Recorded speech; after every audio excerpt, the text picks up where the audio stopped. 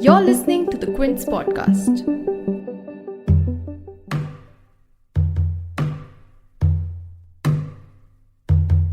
A long time ago, around the 12th century, there lived a king, Someshwara, who was a lover of food.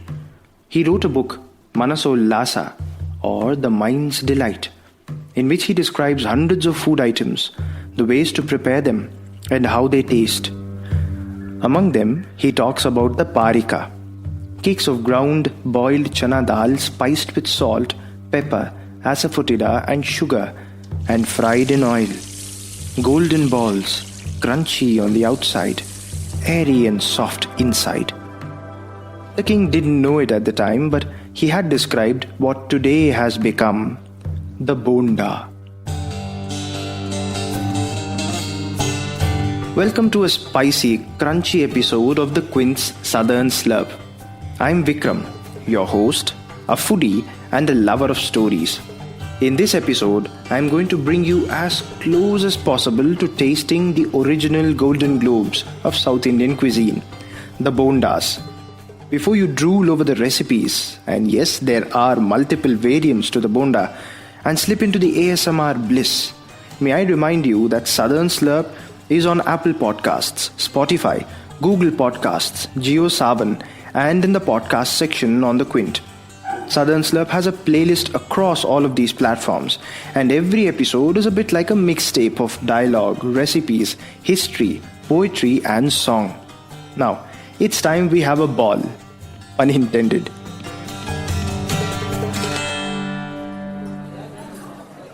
This memory I have of the Bonda is undated. I don't know where or when it happened, but I vividly remember sitting at a tiffin center in Chennai. You know, a type of restaurant that only serves tiffin items like idli, vada, dosa, bonda. Someone was standing across me at the table. The tables in such tiffin centers are at standing height. You don't sit for tiffin. You stand, you eat, you repeat, and you're away. Anyway, a plate of hot, round, golden fried balls were placed before the man. 2 balls, the size of Nagpur oranges. To the side was thick coconut chutney. It was evening and the sunlight was bouncing off the very thin layer of oil on the surface. The man held a ball with both hands, pressed lightly and split it open. Instantly the aroma of the mashed potatoes, green peas and masalas fried in sesame oil gripped me like a golden lasso. Steam wafted out of the 2 halves. I had never seen a more beautiful cross-section before. The man savored the sight for a few seconds, just like I did, and proceeded to dunk it in chutney and gobble it up. I can still remember the flavor of the pieces of groundnut stuck to my molars, the way the spicy mashed potato filling cooked so wonderfully in fragrant sesame oil melted in my mouth. Why call it Mysore Bonda?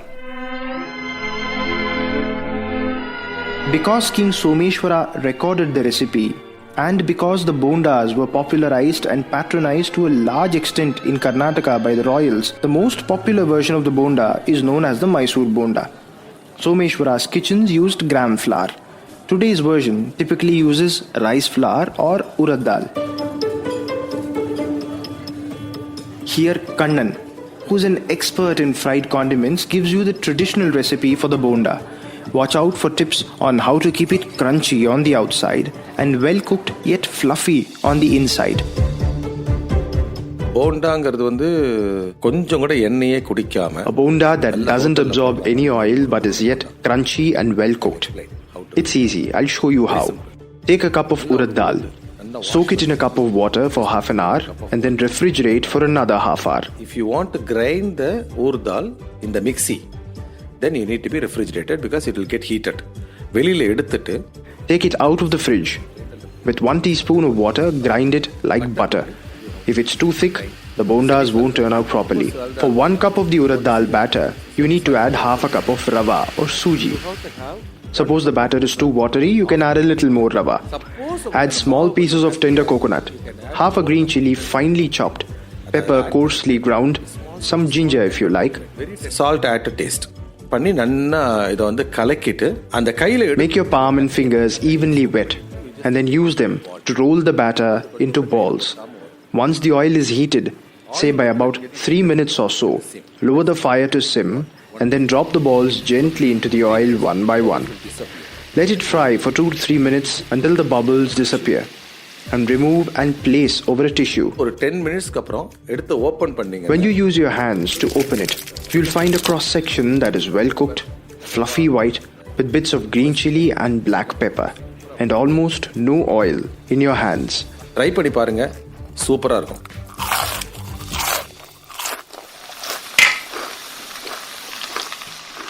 There was a common misconception till a few decades ago that the art of frying in oil was not an indigenous method of cooking. This myth was similar to the myth that idlis were an Indonesian import. It is equally wrong. Don't believe me? You could check out the Southern Slurp episode on idlis where I debunk that myth. I will leave the link in the show notes. Anyway, the oldest Jain writings compiled by around 5th century AD mention supakwam as the name to describe all fried items, and it goes on to illustrate 2 examples, one sweet and another savory. Charaka, the star doctor of the 1st century, describes shashkuli, a cake of rice flour and sesame seeds ground together, made into a ball and fried in pure ghee. Yum! Going further back to 500 BC, Panini, the Sanskrit grammarian, mentions 2 sweet preparations, apupa and samyava, which imply a full acquaintance with the process of frying.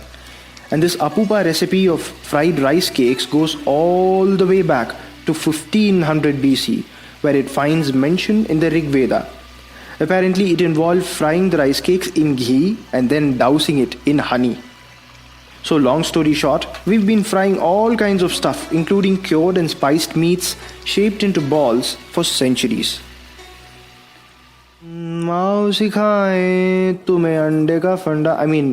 ka fanda. Fanda of the name, to be precise.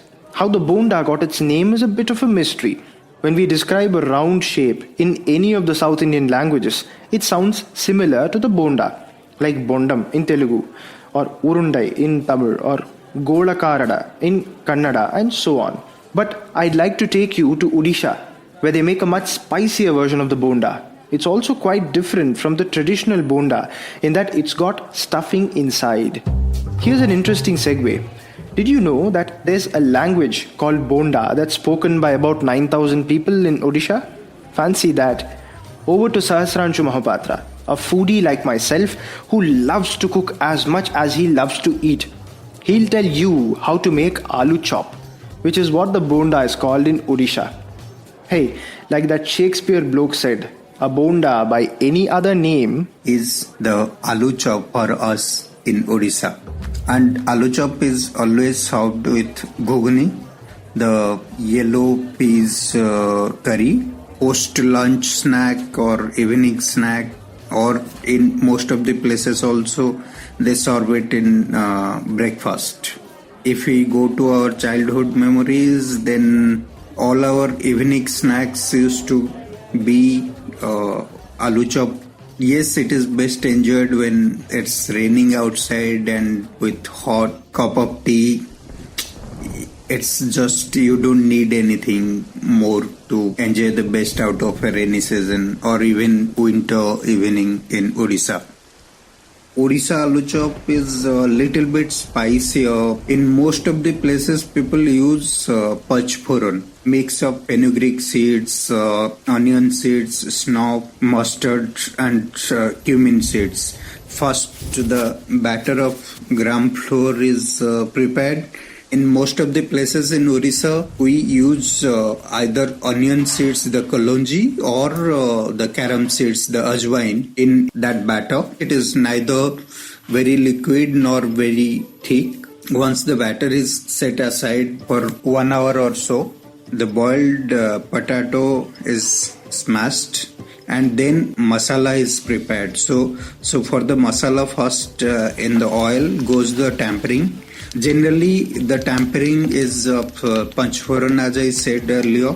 In many parts also in Odisha, people use curry patta. So after the tempering, ginger garlic paste goes into the oil. In most of the places, people don't use ginger garlic paste, but here in Orissa, ginger garlic paste is used. Once that paste is a little bit fried in the oil and that raw flavor is gone, then you add the masala. And generally in dry masala, it is cumin powder and garam masala. Use red chili powder also and little bit of turmeric powder for the color. Once that masala is prepared, smashed potato is added into it, and then the mixture is prepared for deep frying. But yes, here there is one more secret also there. A fistful of deep fried peanut is added to the smashed potato to give you that nutty and crunchy flavor. Then smashed potato is mixed into it, and then that smashed potato is formed into balls and then dipped in the batter, and that is deep fried. So that is how in Orissa you get the most popular aloo chop. Aloo chop is added to jhalmuri, the puffed rice, and little bit of chopped onion and a little bit of green chilies and a little bit of fried peanuts and tablespoon or a teaspoon of mustard oil added to the puffed rice. That is an innovation we ODIs have made, and you will find it as a evening snacks in most of the places. What a recipe! It makes me look at the Bonda in a whole new light. Each fried ball actually contains within it the history of the world if one were to just look at the ingredients and their stories. Dig into a hot Bonda and take a listen. The batter is basically salted, occasionally spiced Bengal gram or chickpea flour. Chickpeas find first mention in the Ramayana, which dates back to at least 4,000 years ago conservatively. They were physically found in an archaeological site in Madhya Pradesh that dates back to 1200 BC, that's 3,300 years ago. During the First World War, they were used as a substitute for coffee because they were cheaper, almost as refreshing and less windy. Now, as a South Indian filter coffee drinker, I think it's all a bunch of hot air. And I do have an entire episode to prove it. Again, I promise to leave the link in the show notes, and must you check it out. Moving on, the stuffing itself, comprising of potatoes and spices. Potatoes may have been introduced by the Portuguese in the 16th century, but then there is also mention of similar tubers from much earlier writings on food in India. But the art of dunking mashed, spiced veggies or meat into batter and frying was something that was definitely popularized, if not introduced, by the Mughals. I'm speaking of the sambusa. Ring a bell? Popularly known today as the samosa. In the Neematnama, Ghiyat Shahi, an eccentric sultan of the 15th century, describes the samosa with meat filling. He gave up his kingdom to his son to enjoy the pleasures of food, among other things.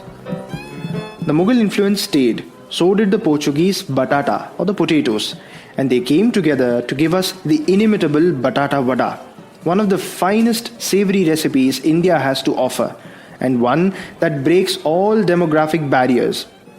The Bonda is proud of this version of itself.